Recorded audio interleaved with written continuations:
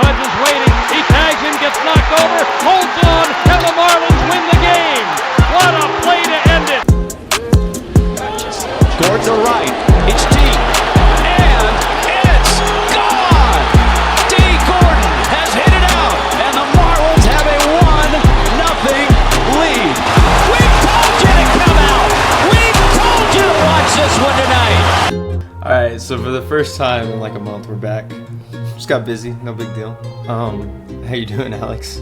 Good, man. Good to be back for episode number 2 here. Fish out the water. And the fish for real look out the water with this 6-game losing streak. Holy crap. If you're telling me it can't get any worse, it probably can. But you know what? We got to stay optimist. I think this is the first time this season we go on a 6-game losing streak. So at the end of the day, bro, look at it, man. We're still, 8 games over 500? I'll take it. You know what I'm saying? Like, I'm going to try to be a little bit positive with it. But if you're pissed and everybody's pissed. We're probably going to be a little more positive than some people will be. We can get the negative energy out first. But I do have some good things to talk about here. Some developing stuff going on around Marlins Twitter. We'll get into the legitimacy of that. But before that, why do you do this at the worst time possible? Like, if you could have just come out the All-Star break, you're playing. The Orioles are good. I think if they play that series in Miami, it might, the Marlins win at least a game. But Baltimore's electric right now. There's just no getting around that. So I'm not too mad. I mean, the sweep is a sweep. It still sucks. But I'm not too mad about losing to Baltimore. But then you go to St. Louis, and you just get your shit kicked in.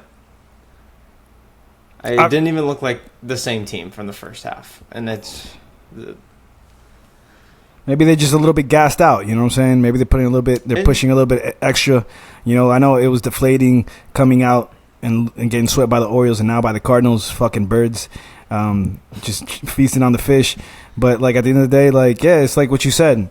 It sucks that we got swept. We can't change anything about the series being in Miami or in St. Louis or in Baltimore. These guys, they want to win the World Series. They got to be winning wherever. You know what I'm saying? We're not going to win a World Series every single time in Game 7 at home. You know what I'm saying? Look at the boys behind me.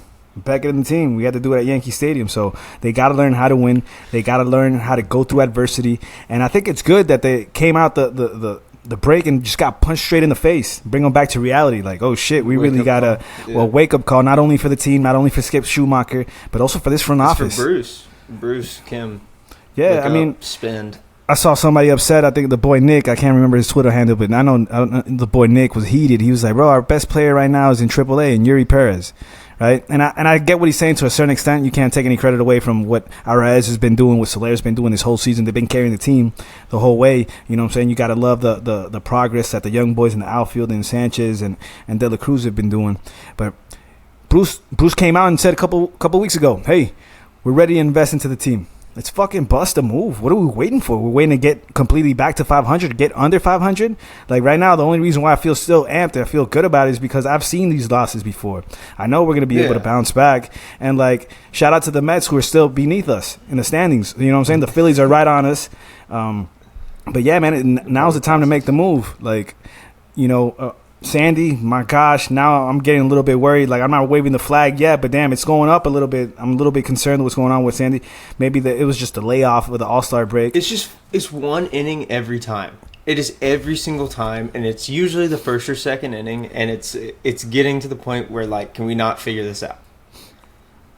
Obviously, it's an early game struggle, and it's taking you after that to turn it on. And so, why aren't you coming? Because he, last year he was coming in, and I'm not saying he's not like this year, but last year he was coming in and he was the, nicest guy ever. But if it's a start day, don't talk to him. Is he not having that mentality anymore? Is that where, is it taking him getting roughed up before he gets to that? Honestly, man, I can't tell you because I haven't been into the clubhouse this year at all. But I can tell you that I think it's just karma. You know what I'm saying? At the end of the day, He got to it last year. Last year, you know what I'm saying, he was nasty. I think he lost a little bit of the humbleness. And the only reason why I say that is because I'm going through a little bit of the same shit, too. I was a Cy Young guy last year, and I'm going through the roughs this year. So, I can try to relate, you know what I'm saying? But at the end of the day, you won Cy Young and everything. But, boy, it was when Pedro Martinez, they said, hey, do you think you're going to win it again next year? He said, hell yeah. You know what I'm saying? And like, I liked it as a fan, and it got me amped the up. Confidence. But you got to be a little bit humble because you're playing. At the end of the day, you're playing with Major League Baseball players. You know what I'm saying? This is they just got swept by the Cardinals, right? And they're way below 500, but they're loaded with Major League Baseball players. I still want to say the Cardinals are still a good team. I don't care how this season's gone. Like, you get walked off in game 2, and we'll get into the series, but like, you get walked off in game 2 by a Hall of Famer, like in his prime. Like, he's not Miguel Cabrera. He's not washed. Like, this dude is a walking Hall of Famer. Like, hey, well, pump the brakes. Come on, Miguel Cabrera washed, man. Come on, man. Why you gonna do that to me, dog? Come on, he's man. a little washed. Come on, you can't come at a Marlins legend like that. There, it's coward. You gonna go to the Miggy weekend? Absolutely. What do you mean? This is the freaking last time we're ever gonna see Miguel Cabrera at a Marlins facility, like as a player. You gotta wear the throwbacks all weekend, right? Oh yeah, I got the throwback. I got the Miguel Cabrera number 24 jersey that I'm gonna rock out. Like to hear. Coincidentally, it's gonna be happening during Venezuelan Heritage Night, so you absolutely know the Marlins are planning on it being slammed, and you know there's gonna be like a little tribute and everything to possibly one of the greatest, if not the greatest, Marlin to date. But that's a whole different subject. Nolan Arenado went on its hair against the Marlins. 8 RBIs this series. Holy cow! Like, Kim, come on, that's the guy we need with us. Bring him to Miami, B.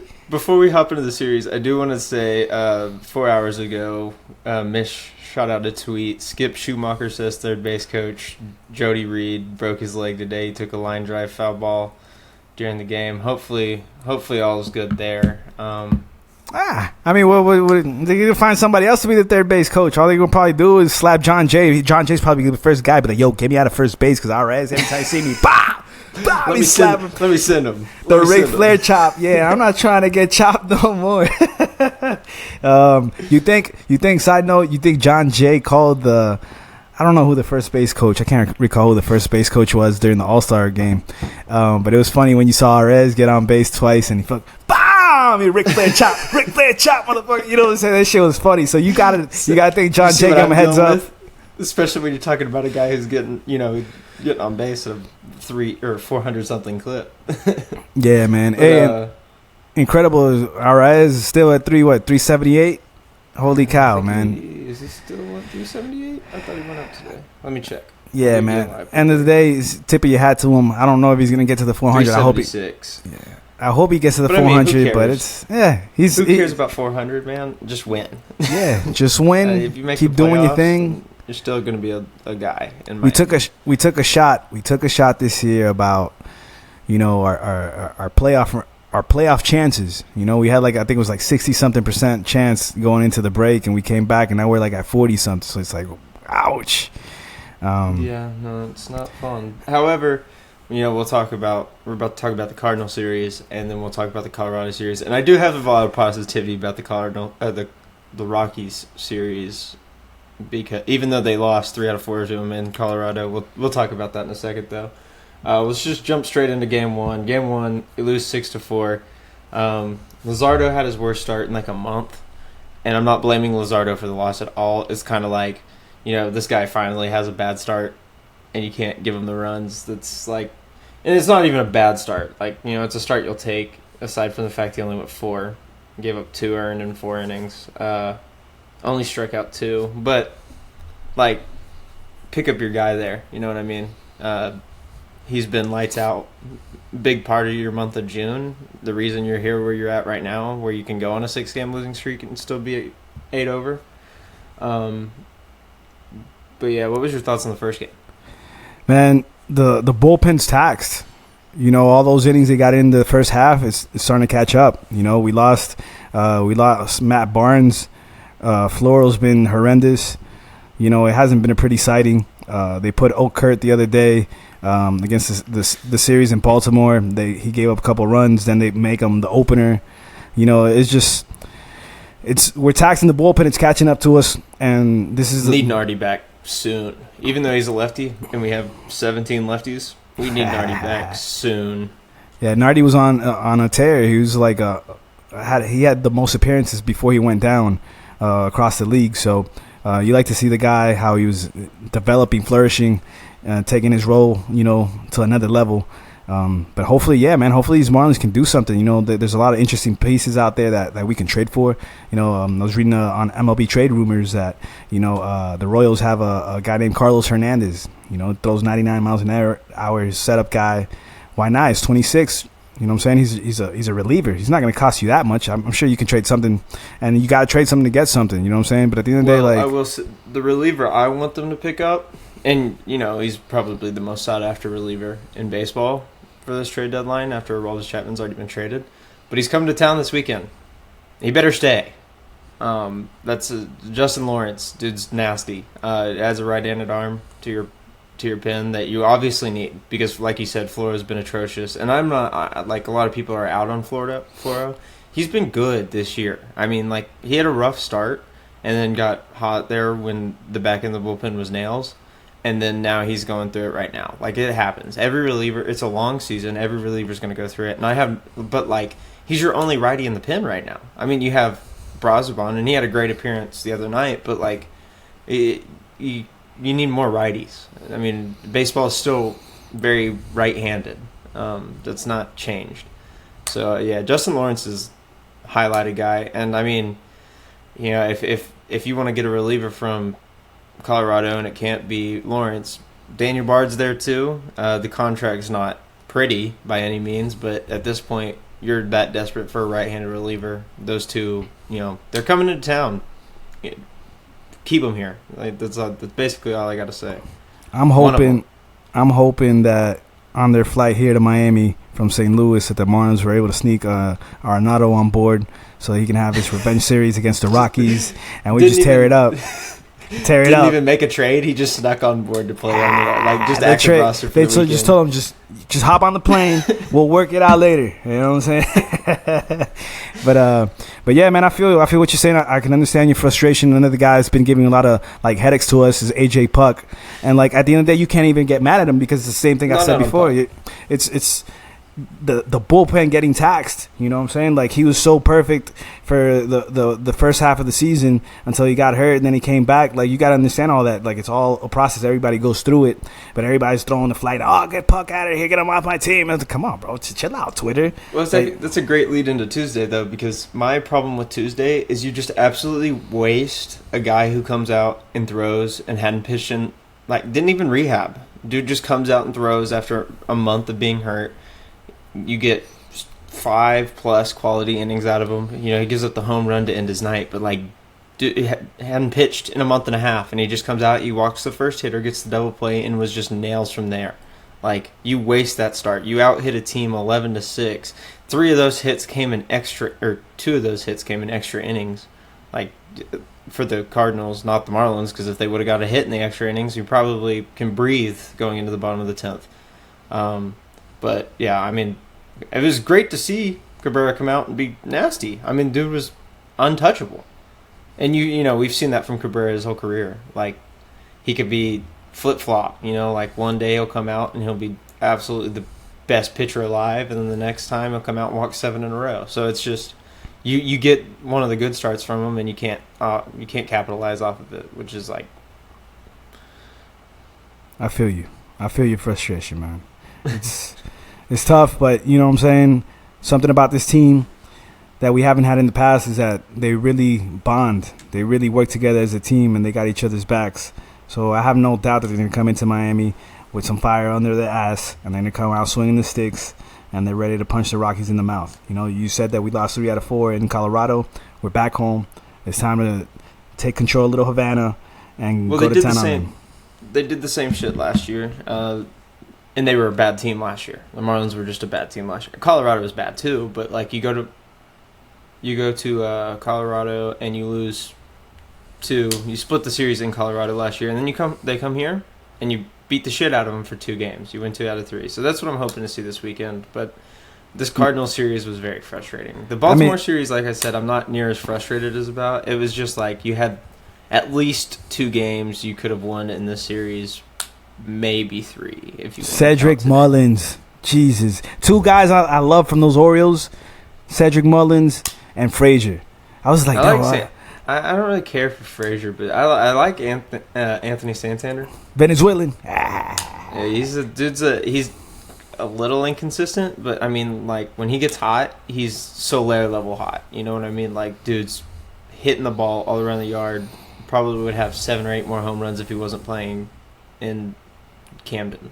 Like, I feel you, man. I feel you. Like, at the end of the day, like, it's gonna be hard to get any of those guys that we mentioned from the Orioles because they're right in the thick of it. Oh no, yeah, it's the only way you do it is like a Pablo Lopez type trade, which it's kind of risky, where you're gonna flip a major league level starter for a major league level bat, and it's just not. That's not doable right now because obviously the Marlins he plays for the Twins. He plays for the Twins. Pablo Lopez, who? I feel you. But yeah, no, I get your example. And right now, bro, like, we're hurting. Like, we don't really have. What the hell are we gonna offer? Johnny Cueto? You know what I'm saying? Like, I do have some thoughts on Cueto. We can get it in at the end here. But the shimmy. I don't think Cueto's as bad as everybody thinks he is. We'll talk about that later, though.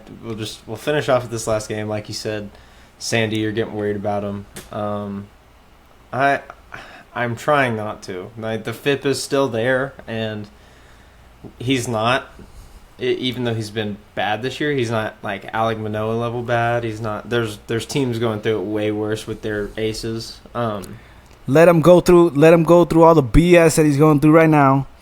And if we sneak into the playoffs, clean slate, forget what your record is. Don't matter if you end up winning 9 games and losing 14. You know what I'm saying? F it.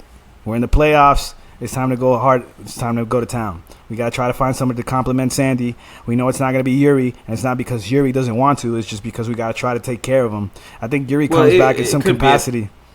I mean, at this point, you know, they were saying the final stretch, but at this point, they might have to do it earlier, like out of desperation, and it's horrible. I mean, they want to stick to their plan, but out of desperation, they might have to. Rogers does not look like he's going to be back anytime soon, which sucks. Meyer could be back as a bullpen piece late in the season, which would be huge. That would be huge, and then, you know, he can be a starter again next year. But that's like your role parts. I feel what you're saying, but that's like a plan B. Like, I know we're scared to like really roll with Yuri. But now we're scared to open the wallet. Like, we can't be scared everywhere. Like, if you're scared, get yourself a dog. You gotta make a move and be decisive with it. If you're gonna say, you're not gonna open up the wallet. You're not gonna go get somebody to complement this rotation, this bullpen, this team, whether it's a bat, whatever it is. If we don't do that, open up the wallet, like Bruce said, then why the hell are you saying all this stuff? And then if we roll the dice on Yuri, and then Yuri comes out, he starts being great, and all of a sudden he goes down to TJ, everybody's gonna be sick. So there's got to be a decision made. And we got to stick to it, all right? If we're going to go, all right, we're not going to get any pieces because we're counting on Yuri. We're counting on Max Meyer to come back. Nardi's coming back. I think we're going to be good. You know, Avisail Garcia, like, That's not what I'm saying at all. Like, you still got to make the move, but, like, let's say you make 3 moves, and then you can do those things. You can bring Yuri back. You can bring Max Meyer. Then this team looks a million times better than it did before the All-Star break. You know what I mean? Like, it's not just... it's frustrating. It's very frustrating, especially when you're talking about young pieces that you're talking about the future. But, like, we've seen the future talk with Miami for now, 10 years?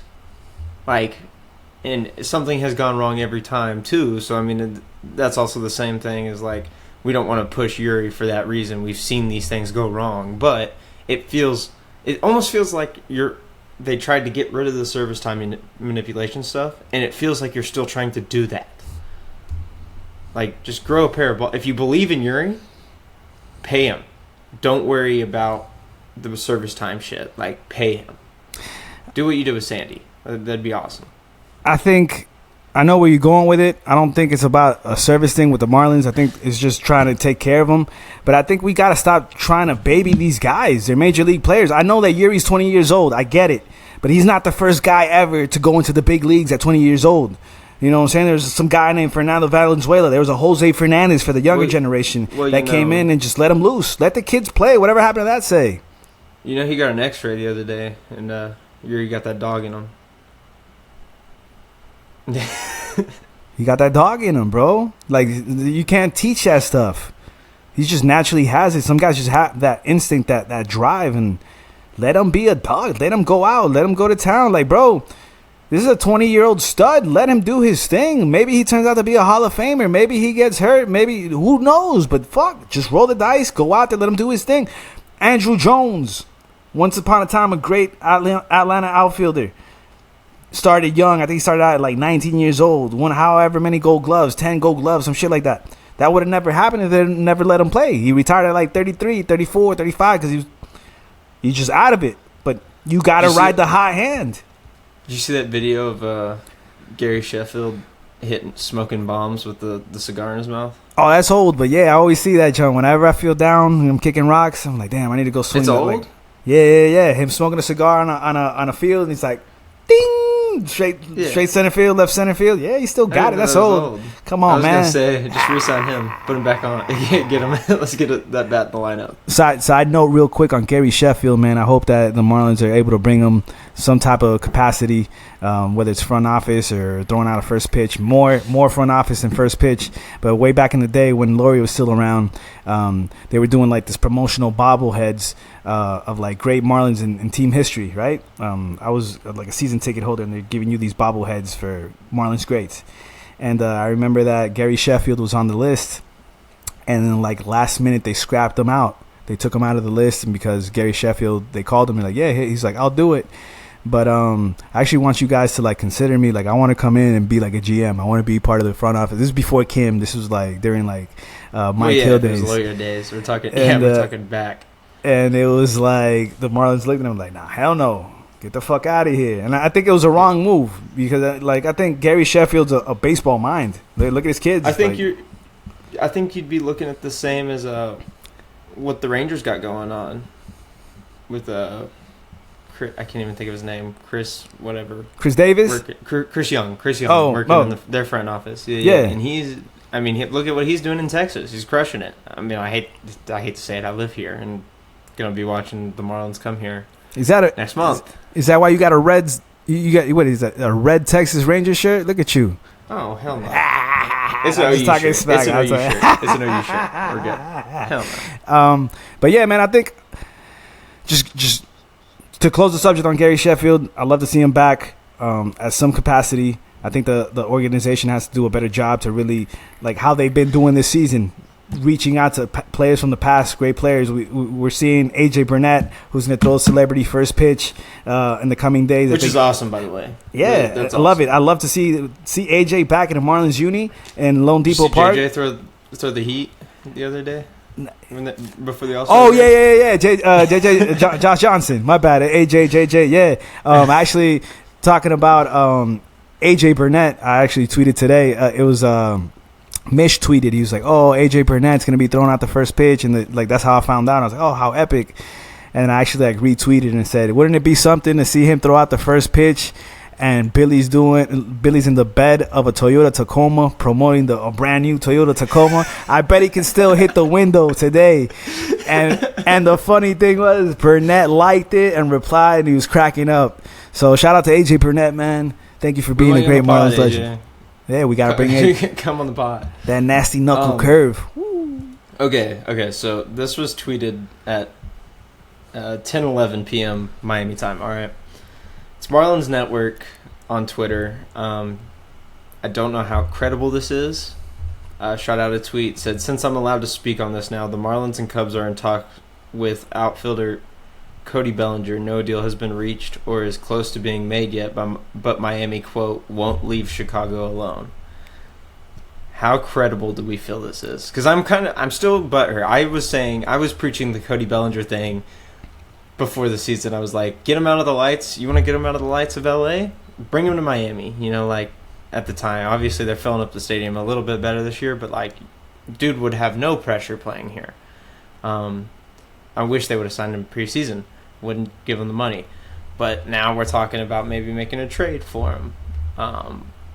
Thoughts? Cody Bellinger, left-handed swing, sweet swing. I think he would complement the team. He definitely had a bounce-back year. I think it did him marvels to go to Chicago. I think Marlins Network was talking about Bellinger and Marcus Stroman. But what the hell is it going to take to unload to get those two guys? And do you really want to give them both up? I don't care anymore, man. Anything but Yuri, I do not care. Do you think, you got to see somebody like Gary Cooper going that way because you'd probably have to go Coop and some outfielder or something. Which I will say, if you shoot Coop out, you can then make Yuli the first baseman. You could put Cody Bellinger in center and make Jazz the DH. Maybe keep him on the field a little more. And you which can I know rotate. You're wasting the athleticism, but then you're talking about a guy that you have him. He's doing better as a DH than he would be on the IL. So. And the interesting thing about Bellinger is that you can not only plug him in center field and all over the outfield, you can actually plug him in at first to give Yuli some days off as well. You can rotate these guys. Like, versatility is the key to help this team win. Shout out Kim for that signing, by the way. It's worked out wonders. Man, I was so happy. That was such an underrated signing. It took forever. Yuli really took forever. I thought he was going to back out because I remember during the winter, in the offseason, that Yuli and Kim went to go have lunch in a cafe in Coral Gables, and it was like, all right, he's gonna sign, and then all of a sudden, like, 1 month went by and the Twins were interested, and thank God we got him. I think the Marlins actually were holding off, which it's like now looking at that, like, oh, you didn't sign him as he wasn't your priority, and it looks bad on the Marlins towards Yuli, but he's obviously been great. He's been awesome because they wanted Justin Turner, which seeing what he's doing in Boston, on and off the field, in the clubhouse and everything, probably would be awesome to have both of them here. I mean, Justin just didn't want to come to Miami. Yeah, I know. It is what it is. But I would love to see Bellinger. I think that opens up, like I said, with Jazz, especially because Jazz is close to being back, and a lot sooner than we thought he would be, by the way. I knew that thing probably wasn't as big of a deal as they acted like it was. But yeah, I'm kind of hyped to see that. I'm going to blow your mind right here, and everybody that's watching this is going to get in for a shock. I got this picture, and it doesn't matter who we trade for, but I need this to become a reality.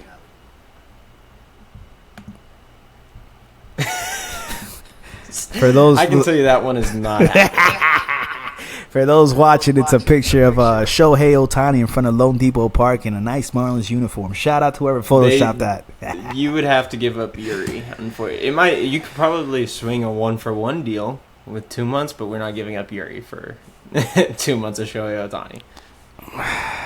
I mean, I'm not doing it. I'm not doing it. That. But there used to be a time back in 2003 where we had this stud prospect, first baseman, left-handed swinging first baseman named Adrian Gonzalez, some guy named Adrian Gonzalez. I don't know if you know who it was, but we had to trade him to the Texas Rangers to get our hands on the closer named Ugueth Urbina. So, hey, at the end of the day, did Ugi Urbina re-sign with the Marlins after that? No. Was he a rental? Yes. Was it worth a World Series championship? Hell yeah. Of course. You know what I'm saying? Do I wish, damn, Adrian Gonzalez was a Marlin dog? Oh, I'm sick. But we would have never had this newspaper behind us if that was the case. No. So, would you be, theoretically speaking, they trade away Yuri? I know all Twitter's gonna go ape shit and everybody's gonna shut this out, but don't shut it out. Just hear me out. If it gives you a legitimate shot to bring you Shohei Ohtani for 2 months, and you guys make a run and we win a World Series, is it the end of the world?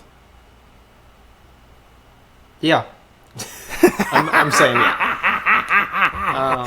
Now, if you could say they'll re-sign him for just 2 years, not the $600 million deal. Like, if they said you get the 2 months, you trade Yuri, and Shohei will sign a 2-year deal at $60 million a year.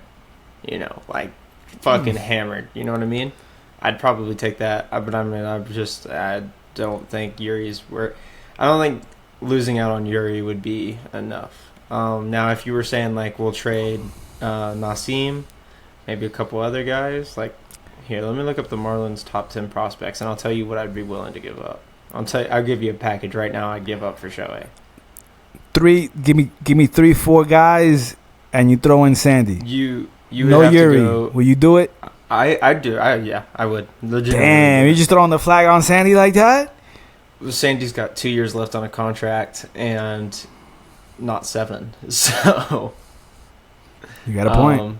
Here's I would give up the top 4 prospects in the system, or 3. I'd go through top 3 out of the top 6. I'd go Meyer, Barry, Fulton, and Cappy, Yidi Cappy. That would be the deal I'd get. They're not taking Barry. Well, no, you're just throwing that in to throw that in. They're more focused on the 2 pitchers you're getting out of that. You're getting Max Meyer and Dax Fulton out of that. That would be the deal they're looking at. And Sandy. Barry and Cappy. Oh well, no. If you're throwing in, if you're doing Sandy, then I'm taking Fulton off.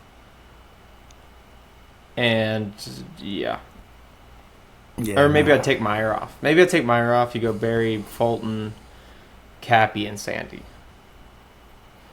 I think the Angels might swing it. But then I'd do that, but that's for 2 months of Shohei Ohtani. I'd do that for 2 months of Shohei Ohtani, and it's nothing on Sandy. It's nothing against Sandy, but I'm thinking about the years, the contracts. You know what I mean?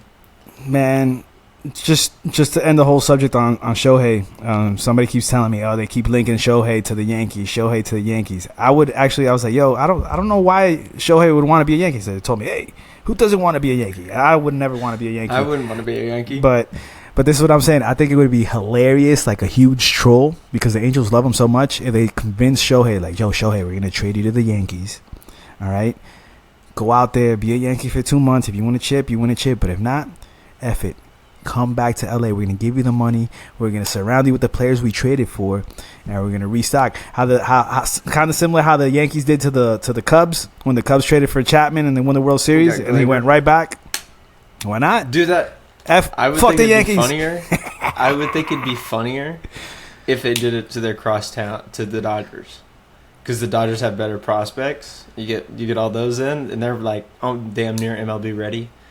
Like you throw Bobby Miller in there, and I don't think the Angels are going to get Shohei back regardless. Like you kind of have pissed away that opportunity. However, if you could say we're getting you back in the offseason. We're just you can even stay where you're living right now. You just go across town for a couple months. You come right back here. We'll get Bobby Miller. You know, the farm and the staff will be ready to fucking go. You got to make him like a crazy offer. Like you got to think, all right, what the market says that he's going to get $600 million, $700 million. We'll give you 48. We'll give you 49% equity in the Angels. Holy cow. Deal. Where do I sign? See, that's what I'm thinking. I'm thinking that, like, if the Marlins or one of these smaller market teams were in on Shohei, they would have to give up equity in the team. Yeah, like Bruce Sherman, the contracts that are expected for Shohei is more net worth than the Marlins owner. Yeah, I mean, well, they got to bust. If they want to make some type of move like that that's the only player that you would really make a move like that for right now, present day in Major League Baseball, just because he's an ace of a pitcher and a hell of a batter. But they would have to do something similar to what the Inter Miami did, International Miami just did, signing Lionel Messi. You know what I'm saying? Like, yeah, he signed a contract, I think it's 2-3 years, but he's got major equity on the team. Could you imagine Miami if they got Shohei? It'd be like the baseball team has Shohei. The soccer team has Messi. The Heat. The Heat got Jimmy Buckets and Lillard. Oh my God! Yeah, and then it would be, well, what does the football team have? Oh well, they have Tyreek Hill. Trade Tua and go get Lamar Jackson. I'm out. I'm out of here. Do it. Nah, the inflation's gonna go even way up here in Miami. Yeah, it's gonna be crazy. It's already crazy. It's gonna be like redonkulous. Nobody's gonna live here. All the locals are gonna be like an hour and a half away. Yeah, but I mean, the belly deal. Back to the belly deal. Even with that, even if they don't get Stroman, send in the deal. Try to go get Belly for sure. He'll complement the team. Nice left-handed bat. I don't know why they would do this, but if you could somehow swing, because he would not be on the market for any reason. He's been a hell of a pitcher this year.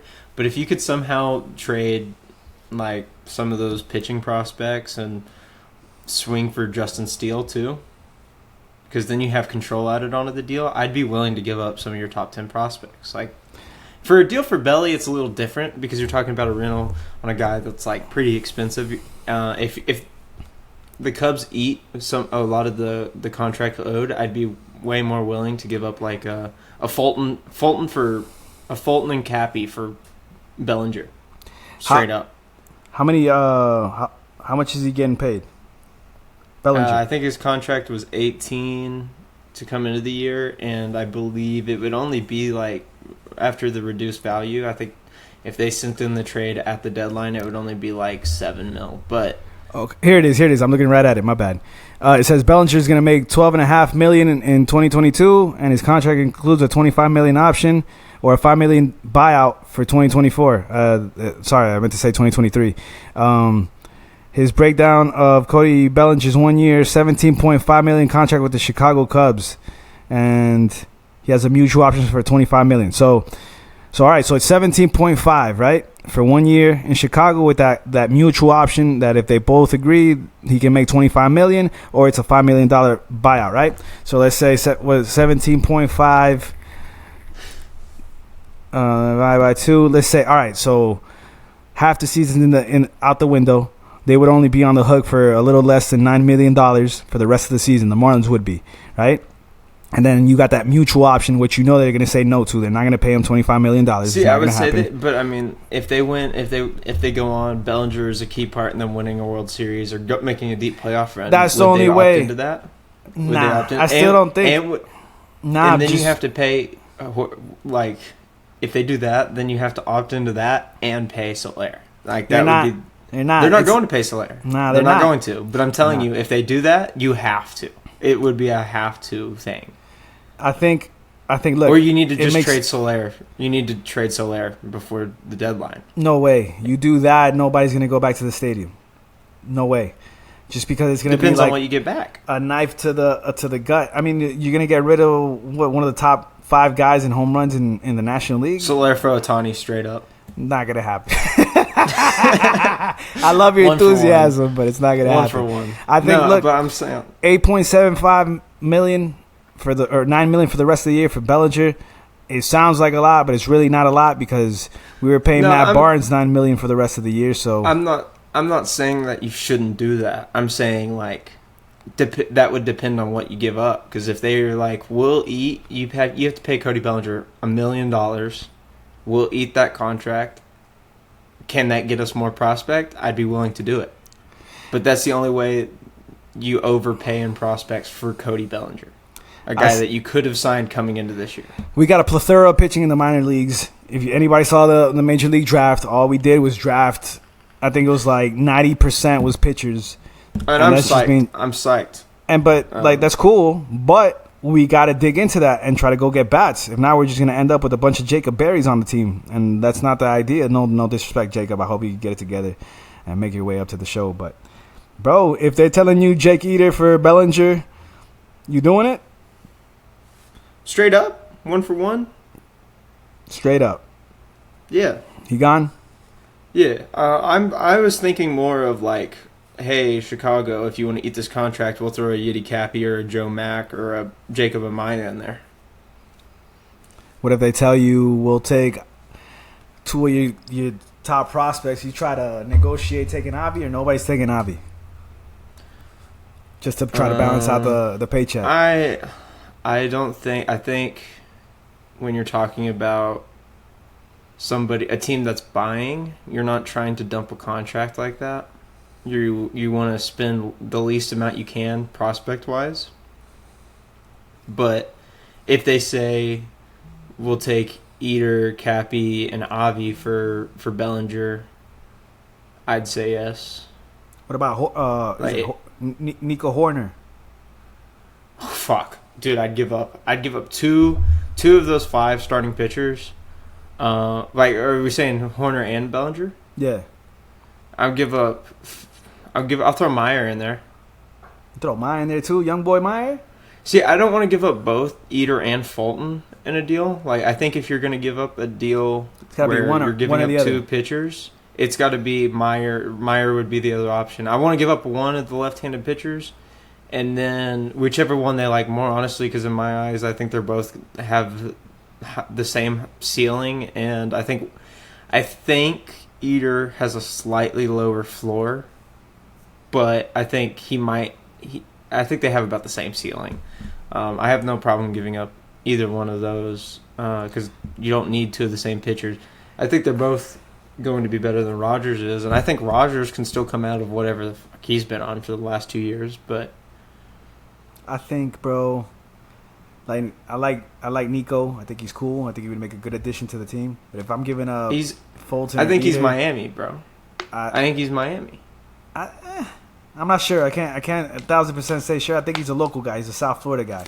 But what I'm saying is, if I'm giving those guys up, one of those two young studs, lefty studs, I don't know, man. I'd rather risk the dice on a proven record guy like a sure Hall of Famer going back to the St. Louis Cardinals. I don't know, man. That's just me. Like, you know what I'm saying? I'm thinking more of the aspect of what we'd be dealing with next year too, because then you're looking at a possible. I don't think it would be the middle infield at that point. I think Jazz would be going back out to center. But like, could you imagine Jazz and Horner in up the middle with Bellinger out there, Arias, maybe move Arias, because that's another thing we weren't thinking about. Not only can Bellinger play first, but Arias can play first too. But why would you move? I know what you're saying, and he played first base with the Twins. But why would you move him if he's flourishing? He's been playing above. I'm thinking if you're trading Cooper, so you throw Cooper in this deal, and then you have to give up a little less prospect capital, and you lose your everyday first baseman. Yuli needs a day off because now Jazz would be your technical DH. You're like, oh, well, we don't want to put Jazz in center. We throw Jazz out at second, and Arias can play first. It could happen. You know what I'm saying? It could happen. Or Birdie. I mean, obviously, you still got Birdie. And Birdie had a hell of a... That was my thing on Tuesday. I was like... I think I sent a text to the Marlins group chat that we have. I said, if they win this game, the Birdie saving the Marlins season narrative would go crazy. I think he's starting to get it back, though. It's nice to see that. Obviously, didn't have a horrible. Everybody acted like Birdie was terrible this year. He's batting like 270 going into this series, like for the season. Like, if you're gonna complain about that, I don't get it. He just wasn't stealing as many bases, and as a bench bat, he's been great. Yeah, so I kind of want to see Birdie get a little more playing time. That would be nice. Yeah, I feel you. Shout out to Joey Wendell for finally waking up. He's starting to swing the bat a little bit more. He's definitely woke up since we've talked. In fact, nobody will admit it, but Segura's been not bad over the last month and a half. Yeah, he went from terrible to not bad, so we're making progress, guys. We're making progress, yeah. However, if he can just get hot for like a month, man, just one hot month. Maybe Jimmy Siggs turns it up in September. Maybe that is October. Maybe Jacob Stallings can hit 700 in September. Oh, man. Do you think bigger need? Do we need what's the biggest need? You think that they can't go without getting a center fielder? They can't go without getting a first baseman, a third baseman, or a catcher? I think if you get Belly and add a piece in there, I think, and Justin Lawrence. If you go get Justin Lawrence or Daniel Bard too on top of that, I will accept not pushing for a catcher. What about the two catchers that the Marlins seem to be having connections to in Salvador Perez and Elias Diaz, the National League All-Star MVP? I rather Elias Diaz. I want Salvi. 1,000%. I'm with you. Like, I shout out to Elias and Maracucho, another Venezuelan guy, man. He's Venezuela's making me proud as shit. The only guy I'm not really proud of is Ronald Acuna, just because, you know, the blood between the bad blood. He's a piece of shit. But he's still tearing it up. I'll give him credit when credit's due, but he's still a crybaby. But yeah, I think if we're going to give something up, I'd rather go, like I said, the same thing with the comparison about Nico or Nolan. I'd rather go after a proven track record in Sal over Diaz. So dude's got a ring. Yeah. That's what you'd be bringing into the clubhouse. You got a dude walk in with the KC ring. Bellinger has a ring technically, but I mean, if that's what you want to count, the only team the 2020 season counts for is the Marlins, in my opinion. But let's jump into Colorado. Yeah, okay, Colorado. So we'll go Colorado, Cueto, Wanda here. So Colorado, game one. You get an off day. We can all agree we need an off day, right? Yeah, the pitchers they're scheduled to pitch. We got Braxton Garrett, game one. Braxton Garrett, and they haven't announced a starter for Colorado, so I'm thinking a bullpen game. This is a must-win game. Absolutely. So in game one, a must-win game. Braxton Garrett, and I got into a Twitter argument with some dude. I'm not even going to give him the credit because it just looked like an idiot. He's like, why I said Braxton Garrett's looked like a proven starter for over a year now. Like, we're going back to the Colorado series last year whenever he made a good start up there. He has like a sub 4 ERA as a starter since last year. Like, I don't understand why we even considered putting him in the bullpen this year to start the year. I think he should have been in the rotation to begin with. And he was like, well, then why is Braxton Garrett giving up 3 runs a game? I'm like, well, 3 runs a game in 6 innings is a quality start. And Major league starts stuff equal giving your team a chance to win. Like, what are we arguing here? You're playing a bad team in Colorado. I'm going to take the Marlins in game 1. Expect Braxton Garrett to do exactly what he did in the Phillies series when he took game 2 right before the All-Star break. Yeah, Braxton, man, you don't get enough credit, man. Thank you for everything you're doing. Thank you for bringing that joy out here to South Florida. Keep doing your thing, man, and we got to flip you. Don't take anything personal. Shout out I will. I can make a comment. So shout out Arm Layton. I listened to the Just Baseball show. I don't know. I mean, y'all were both at Fish Stripes together, weren't you? Yeah. Me and Aram know each other. We chopped it up. We've done a pod together. We've had our differences. You know, we know each other. Everybody knows each other. Marlins Twitter. Yeah, shout out. Earlier in the year, he was talking about Braxton Garrett getting flipped for Whit Merrifield, and thank God they didn't do that because Garrett's been kind of the thing keeping this rotation. He's been the constant. Yeah, he's been an anchor. Have been great. Yeah, been very big there. But I'm gonna take Miami in game 1. I think, like I said, this is a must-win game. I think if you win that game, it's game 1 of a series that you need to win the series to begin with, and it's just a big moment. It would put a lot of the pressure's on Braxton. Let's see what you got. Yeah, I'm with you. I'm going game 1, Marlins win.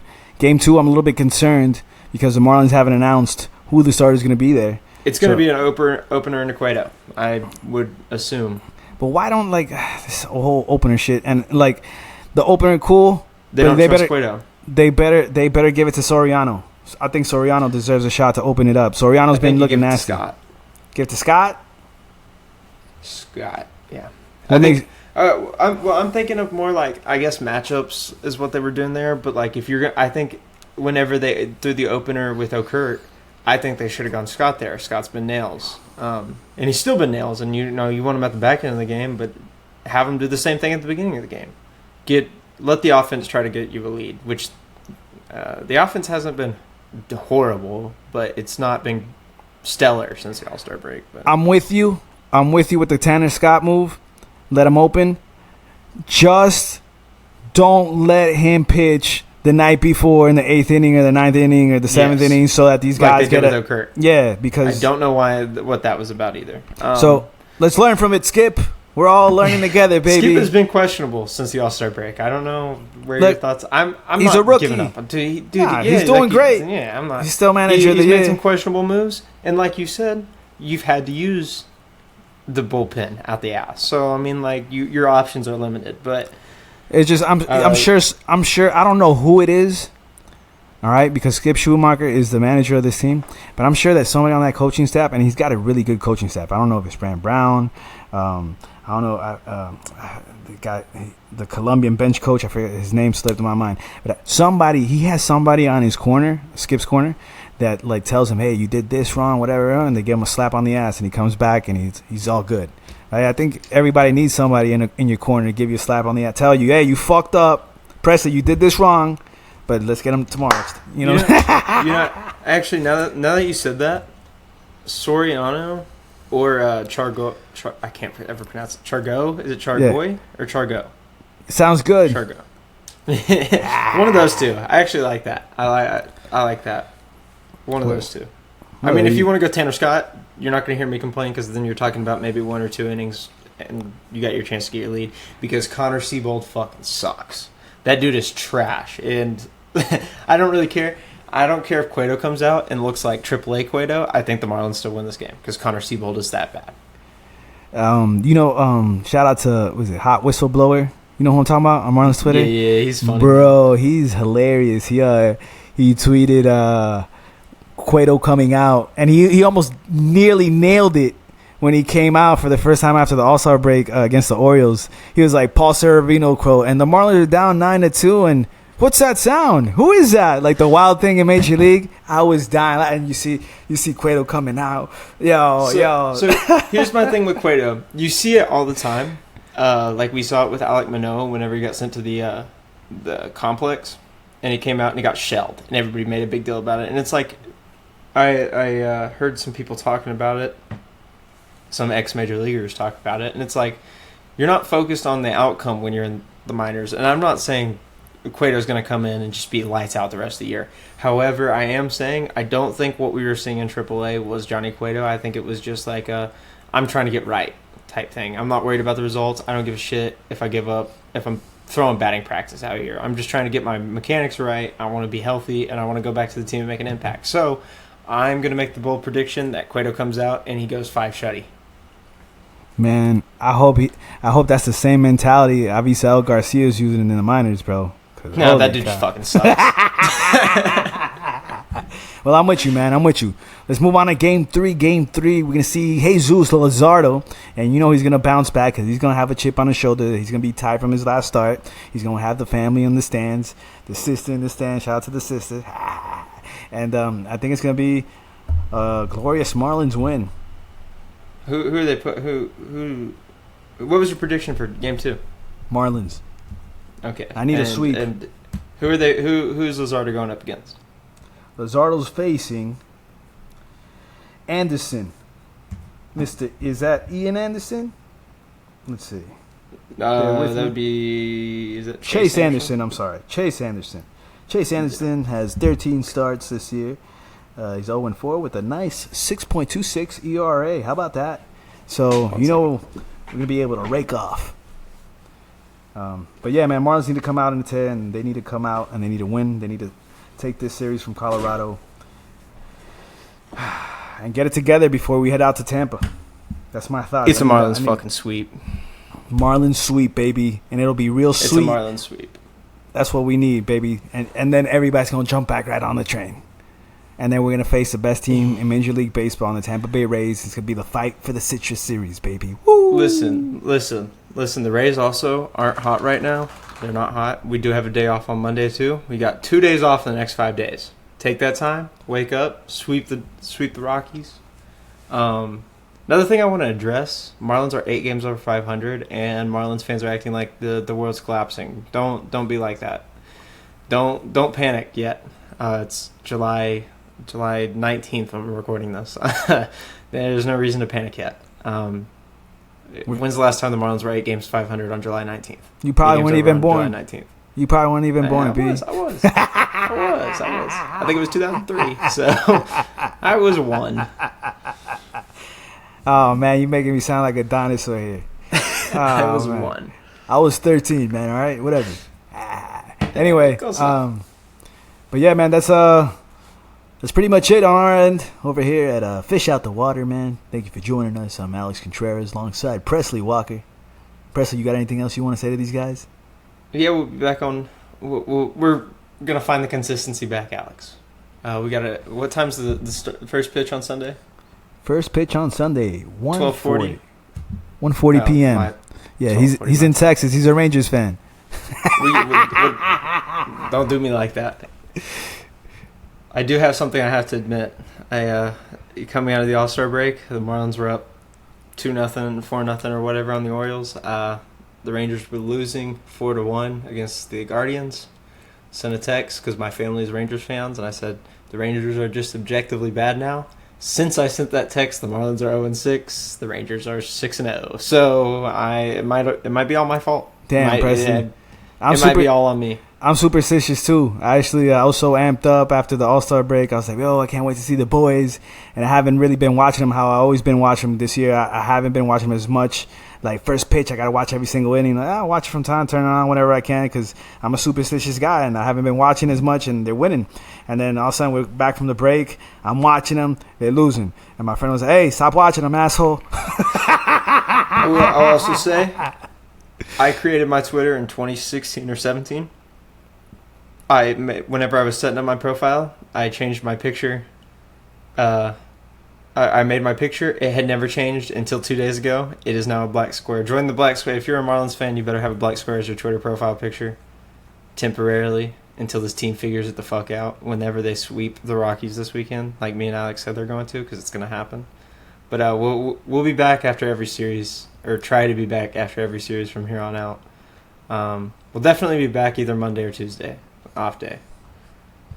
So, and I'm glad to see you're more bought in on this team now, because you weren't our first episode. You were not near as bought in yet. Hey man, I'm always here, man. In the good times and the bad times, I'm gonna tell them how it is, man, because I love them. I'm gonna tell them what I love about them. I'm gonna tell them what I hate about them. See you guys next time.